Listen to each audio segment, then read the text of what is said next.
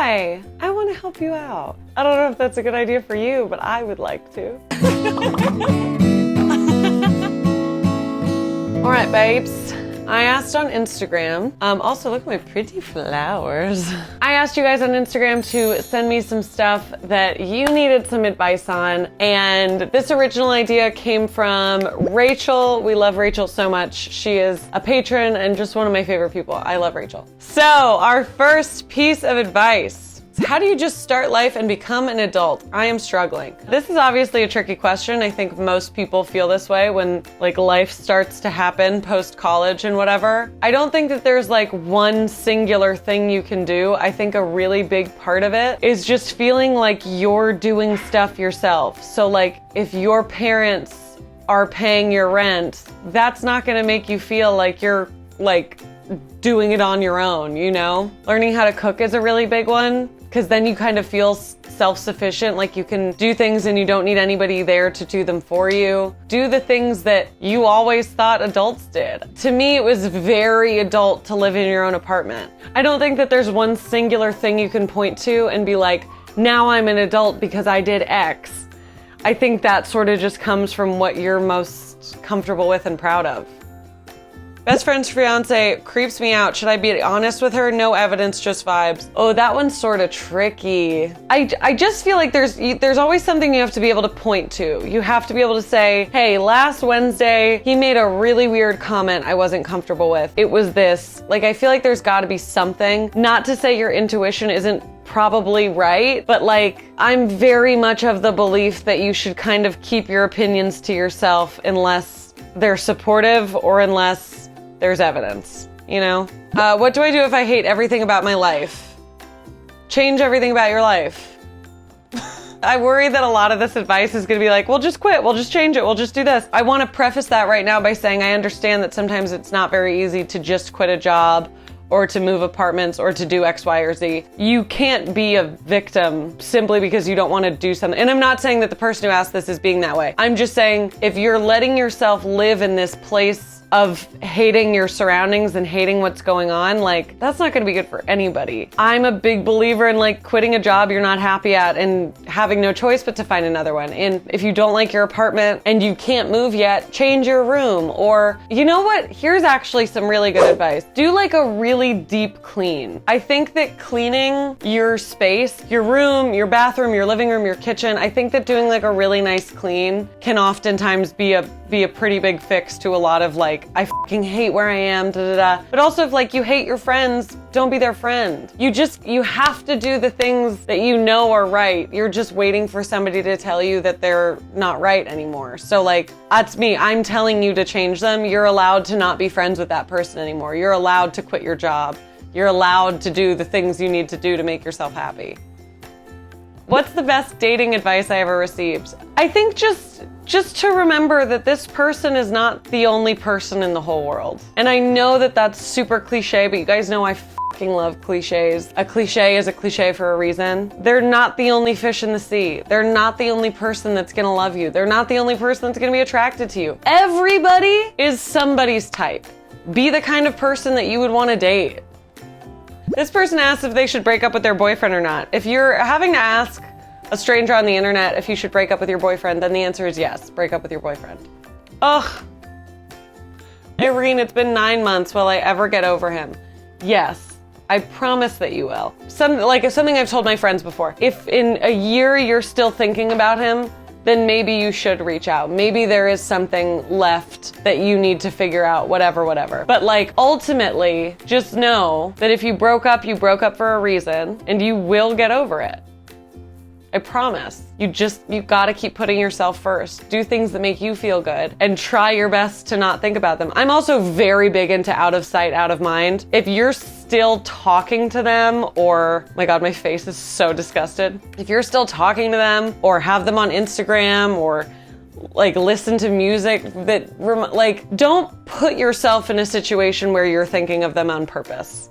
And that's 100% up to you. Like, if you're not over him, but you're still talking to him every day, then of course you're not over him and that's your fault. You know what I mean? Like, Come on. Finished a 6-year-long degree course and I hate it. What do I do now? Yikes, I'm so sorry. That must be really frustrating and scary and not feel good. I mean, I can tell you that like a lot of people are not doing the thing that they went to school for. A lot of people are not doing the thing that they thought that they loved 3 years ago, and that's okay. The only thing that matters is that you're fine. If you wasted 6 years, you didn't. You spent your time and money and energy and dedication doing something that in that moment you thought was right. And like, you never know, dude. Like, maybe somebody that you met in one of your classes is gonna be hiring at their company that you end up loving. Like, you just have to look for the thing that is bringing you joy. So as long as you get to a place that you're happy with, that degree won't be wasted and you won't hate it. It'll just be a thing that you did.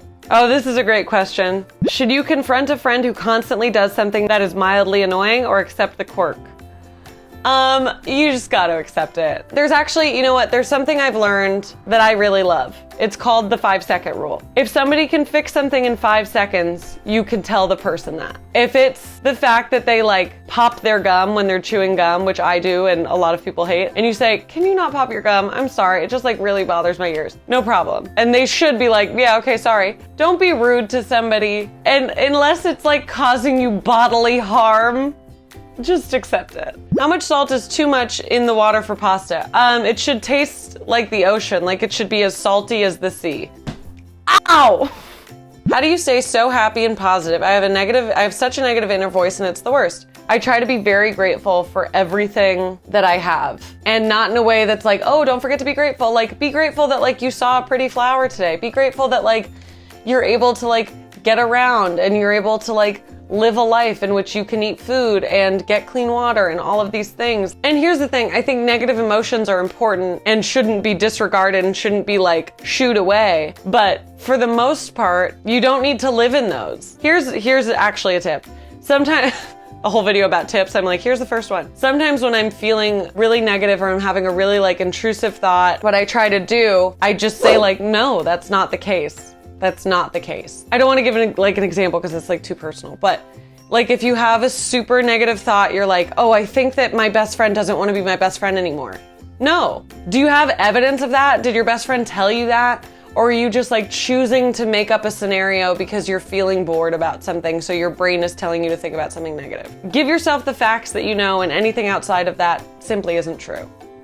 Should I take the leap and buy real plants for my bedroom instead of fake? I do not think so. I love fake plants. Like, I keep these fake little flowers around. All of the cactuses in my other videos and stuff are fake. I think fake plants are cute and get the job done of like, look at my cute little green room. I'm just not somebody who's like gonna ask somebody to water my plants when I'm away. And so like, I don't wanna burden anybody else with that, so I'm not gonna burden myself with it either. Oh, this is a great question. How do I know if I actually like someone or I just like their attention? That's a little tricky. I think if you're thinking about them when they're not around and you're missing them and you're thinking about little things about them, seeing their name or getting to talk to your friends about them like makes you excited, makes you giddy. I think that you really like them. I think that if when they're around you're excited and you feel very like touchy and lovey, but that's kind of the only time, you probably just like their attention.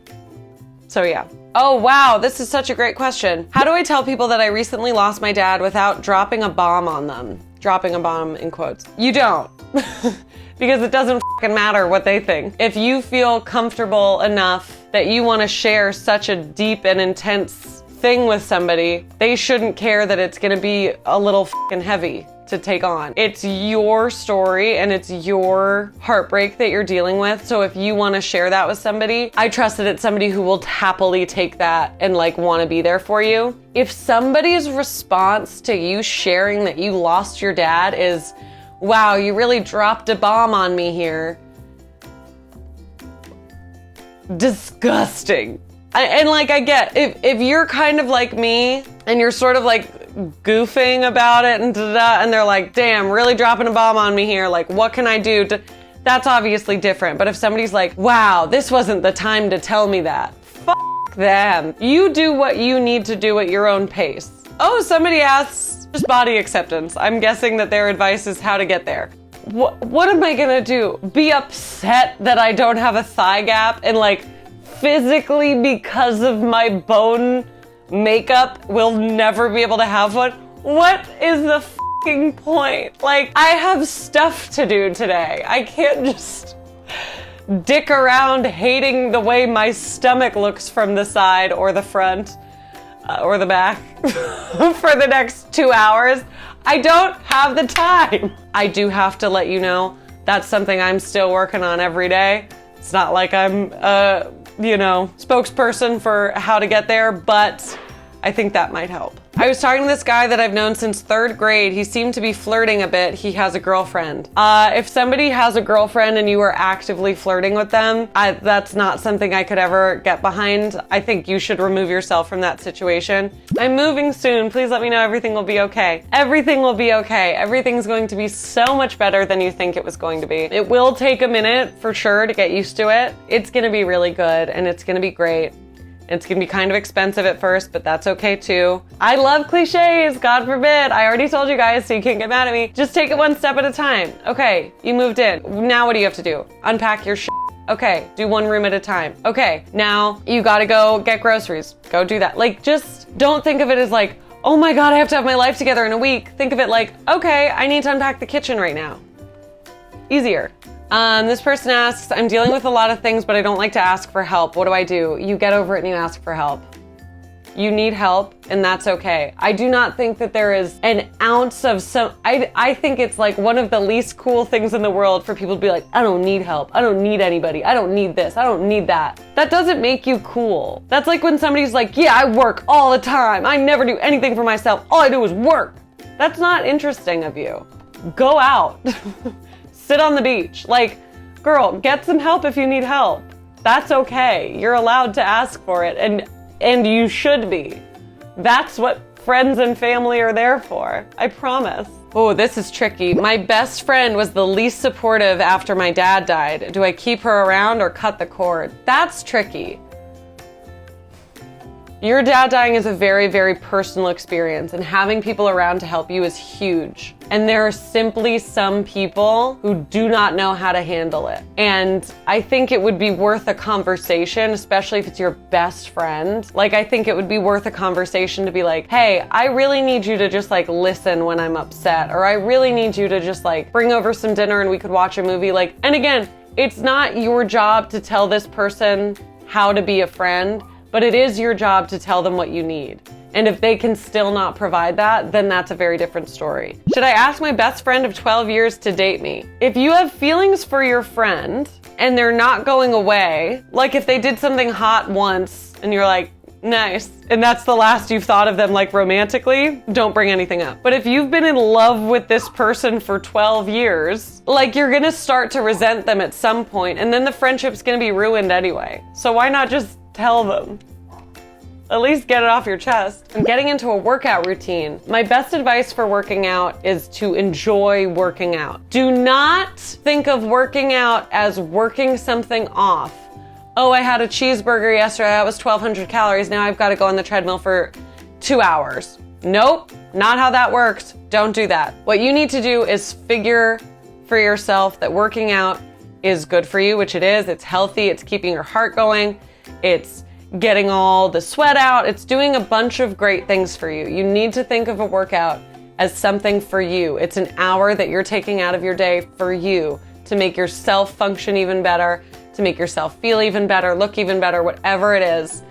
Working out is magical and should be treated as such.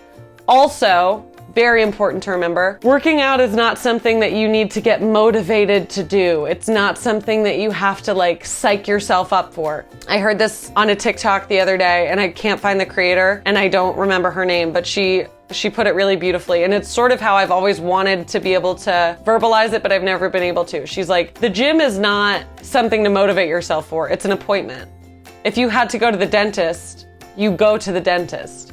I go to the gym every morning, not because I'm like trying to psych myself up and I'm like, okay, I gotta muster it up inside myself to get this workout in. I'm at the gym every morning because I have to be there for me. Also, figure out a workout that you like. If you hate running, don't run. Go on a hike, go swimming, go to a dance class, go horseback riding, start doing aerial silks. Like do Do something that's exciting and interesting to you as a workout. I really like lifting and going to the gym, so it's fun for me. If I miss it, I don't want to die because, oh my God, I didn't burn those calories. I miss it because I'm sad I missed it, you know? I can't tell if a guy I like is playing me, he leads me on and then says he doesn't want to date. He is playing you, stop talking to him. That's it. If you want to date this person and they want to date you, you'll date. If he's leading you on because he likes having somebody who's constantly validating him, constantly giving him what a partner might give him, affection, love, sex, whatever it might be. And like, that's the thing. It's nice to have all of those things. And if he can get all of those things from you without having to put in the work of being your partner as well, he's probably going to. It sucks, but that's the case. And so if you're concerned that that's what's happening, that's probably what's happening, and you don't deserve that. You should have somebody who you want to date and wants to date you, and I guarantee you that there is that person in the world. So you just gotta look for that. Also, I think it'll be very funny when you stop giving him all of this attention and validation, and I have a feeling somebody's gonna come, well, I do want to date, but I actually am just like really busy right now. I'm actually just like getting over this other person. No, well, okay, you let me know when you're over them. You are in control. You can stop talking to them whenever you want, mama. Just keep that in mind. Thank you guys for asking all of these wonderful questions. It was an absolute joy to get to give you some advice. I hope any of it helped at all. If it didn't, I am sorry for wasting your time. But if it did, let me know. Keep me updated. I can't wait to find out how it all goes. Thank you guys so much for watching, and I will see you very soon. Bye.